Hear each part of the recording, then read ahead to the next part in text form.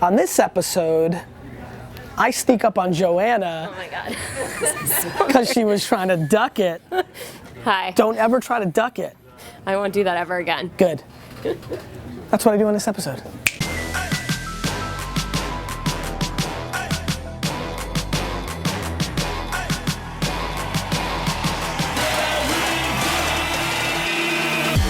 You ask questions, and I answer them. This is the Ask Gary V Show. I've literally lost the intro to this show in my brain. Hello, everybody. Hello, everybody. This is Gary. Gary. Thank you, guys. It's unbelievable. 155? 155. Ready? Yep. Hey everybody, this is Gary Vaynerchuk, and this is episode 155 of the Ask Gary V Show. Hey everyone, sorry, do your thing. Sorry guys. Oh, look at the Mats jersey in the background, I like that. $1.55, double nickels. Super happy to be on 15, which I think is a really, some nice number plays. Ones and fives, India. Ones and fives on this Friday. I will give my Jets official prediction at the end. I know a lot of you have been waiting. Now that I'm 5 for 5, people have really been building up. Stefan's gonna bet, is what I hear. Is that? That's what I hear. That's what I heard. India, let's get into the show. Manaki asks, what do you think of Slack as a productivity environment for startups? I have not used Slack yet, though Vayner has used it at scale. How you guys liking Slack so far? Anybody using it? Good? Solid? Good? Yeah, people love it. Like, it's an incredible, incredible product. I'm a huge fan of Stuart Butterfield, who's behind the product, built Flickr. And was a very much a Web 2.0 hero of mine because Flickr was one of the first sites that got me aware of this revolution, that got me into the world. So I have a lot of emotional heart for Slack. I haven't used it yet because I've been running around so much. So I don't think I can necessarily answer this question, India. My lack of practitionership. What I do though is, by that quick little reaction, I don't know if you caught it on camera, but did you D-Rock a little bit? Or kind of so people are obsessed with this goddamn product. I don't know how much you guys, I know some. We all use it in the team. And? We love it. Yeah, I mean, so what do you think, India? Less emails, because it kind of just like ping in Slack, and it's easier to just ask for something really offhand to the whole team instead of having to like send an email and compose it and all that. Yeah, it's kind of like the love child of like email and like GroupMe, right? Totally, yeah. And so I think there's some real value behind it. I haven't jammed yet, so I don't want to necessarily go deep into this. And one of the things I adore about this show is I talk about shit I know. And so I've got my feelings, as you can tell. I can give analogies like the GroupMe email thing, and I know what's going on. I see the feedback loop. I have a lot of context from a lot of other people, but I'm not a dead user of it. But my 2 cents on it is, I'm bullish on it. I think there's something there. You're reading the next question? No, I was trying to see but I said it was the next question, so I phased it out. From Liana. Liana, I can sit down a little bit here. Liana? Yeah, Liana. Cool. Liana asks, you talk a lot about serendipity. Was there one event that made you a believer or a series of occurrences? Liana, there's no one event. Liana, serendipity's life. It's how things work. There was no singular event that I'm like, oh, this was so serendipitous. I'm such a big believer in serendipity now. Serendipity is just a structural aspect of the way our world works. I mean, chance is an absolute part of it. It's the way it is, and so, no, there was no event. It was clearly a series of events that all probably started happening when I was 5 or 6 years old, when I started paying attention to things, and so it's more of a collective belief. It's like I almost think of it as like my belief in oxygen. Like, it's just there, right? It's just real. It's just, serendipity is real, India. Shit is real. What about your answer yesterday about timing and talent? Do you think timing has something to do with serendipity? You know, I definitely believe in serendipity and luck, right? Like, I believe in those things. Like, those are real things too, but I don't think everything is one thing or the other. I definitely think you can prep for opportunity. I mean, these are all semantics, you know? I mean, now we're nitpicking.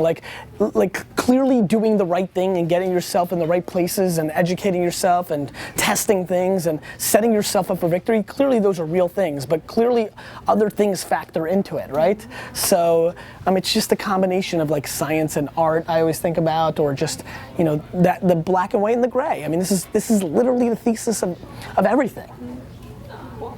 And it's funny, it's like, you know, taste great, less feeling. People feel like they have to like pick a spot. I mean, they're both right.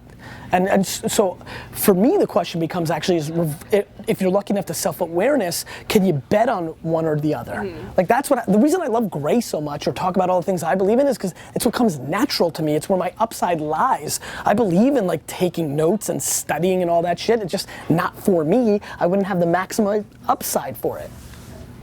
There you go. Thank you, India. From Destin. Dustin? Destin? Destin. Like Damn. Destiny without the Y. Yeah, I like that. Destin. What's Destin Vaynerchuk. I would have dominated as a Destin. You're gonna adopt a fan? I don't want to adopt. I was making pretend if my name was Destin. Okay. What's the best India. Destin asks, what's the best way to start a business in a space that you're unfamiliar with but see massive opportunity in? Become educated. You know, I hear that, you know what, this is a great question. I'm glad you asked that. It was a question that was asked a lot of me in 2006, 7, 8, 9 that I haven't heard in a while, maybe because India's doing the picking. And so, you know, I think that if you see a huge opportunity, if you think esports is going to be a huge space like I believe, well then maybe you go intern for an esports company, maybe you get a job at an esports company, maybe you read absolutely everything about it. That was one of my few chapters in life, this whole Web 2.0 thing, back to Flickr, like I read everything on TechCrunch. I read, you know, people's tweets. It was one time when I actually consumed because I needed to get educated, and then once I found I had the base, then I rolled back to where I normally go, but you put in the work. You know, if you see a space, you become massively educated, you network in it tremendously. I believed in online video. In 2006, I went to 3 meetups in the Video 2.0, or the video, what was it called? Yeah, Web 2.0 video meetup group. D-Rock, you would have been so proud. I went to these damn things, and people talking about bullshit cameras and lighting. I was like, F that, it's the content, mother. You know, but like, it was, you know, it was really, you like that? It was an interesting time for me where I was soaking up information. If you see an opportunity, go soak up the information. Go become a practitioner. Go work in a company in it. Go to all the events around it. Read about it. Go to conferences and listen about it. Listen to the podcasts. Like, learn. Learn about it. I like that. You're getting feisty here. Learn about it, and then you can do. But you know, if you believe in something, you have to become educated in it, and then become a practitioner in it, and then execute in it, and then adjust to the realities of it. Ready? Destin. From Jake. And then you've got, no, just kidding. Jake asks, why did you go to college? Jake, that's such a good question, because my parents peer pressured me into that bullshit. They're like, there was just no option. It was back in 92, 3, 4, you know, like they expected it. It would have been embarrassing had I not gone.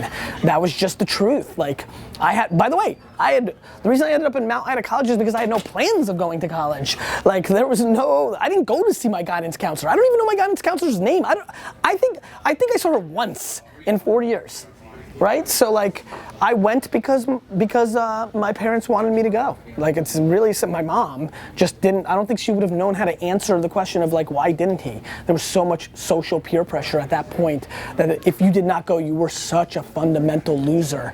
And it's so different now. It's probably why I have so much passion for it, because if you don't think that I think that I would be further along and happier, not just, and look, I made some great friends and had some great times, but like 4 years? Damn it, 94, 5, and 6, 7, like during that Web 1.0 bubble. The video from Richard. Richard, I see Richard a lot. Hey Gary, it's Richard Lalonde here, and I'm developing a short film about you About as me? a child and your entrepreneurial chops. Okay. And my question for you is, at what age did you decide that you want to buy the New York Jets?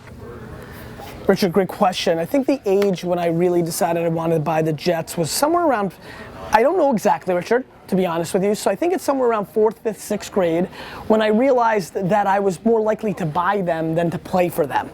You know, I started seeing other kids growing a little bit faster than I was growing, being a little bit faster.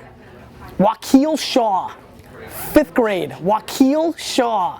I think gave me one of my first previews into being owner, not player, because he was a beast and he ran over me in backyard football. Making a lot of old school references. By the way, I made that Oded Weinstock reference with Peter yesterday. A friend from mine from middle school hit me up and he's like, oh my God, Oded Weinstock. So like, that was kind of fun.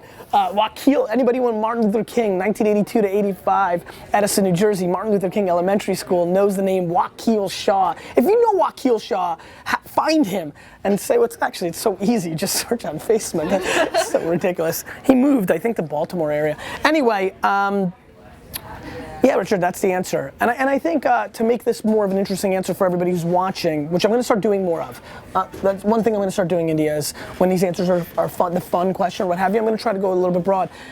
If you were lucky enough right now to have a younger sibling, a niece or nephew, a cousin, or if you're the parent of a child that is as early as 6, 7, 8, 9, 10 years old, really starts talking about what they want to do for a living, please, please, please think about how to put them in the best position to succeed. The children are our future, India.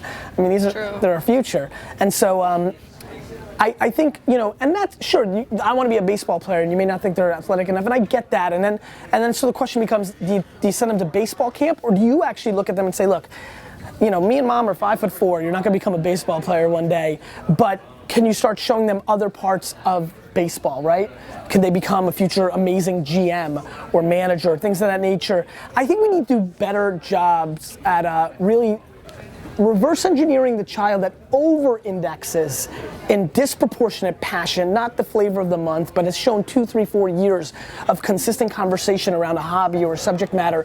There's so much we could be doing with them in those years where they have a lot of time, impressionable, moldable, that can be very powerful. So please take it on yourself to be responsible, to sniff out the young me's of the world who really never wavered, were all in, didn't pivot, didn't change their passions, and try to put them in that position.